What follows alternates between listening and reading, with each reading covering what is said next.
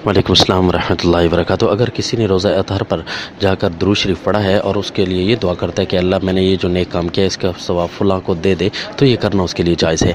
लेकिन रोज़ा अतहर पर जाकर ये कहना कि ए नबी आप सुन लें कि मैं फ़लाँ का सलाम आप पर पेश कर रहा हूँ, फ़लाँ का बेटा है, फ़लाँ शहर में रहता है, या नौज़ुबिल्लाह कोई ऐसे कहते हैं कि पाकिस्तान में खड़े होकर कहते हैं कि मोबाइल को ज़रा ओपन रखें, मैं दुरूद शरीफ पढ़ता हूँ और उसकी नीयत ये होती है कि आप सल्लल्लाहु अलैहि वसल्लम सुनेंगे, तो इसको शिरक कहते हैं। देखिए शिरक किसे कहते हैं? शिरक कहते हैं कि बग़ैर असबाब किसी के इल्म और सुनने का कायल हो जाना।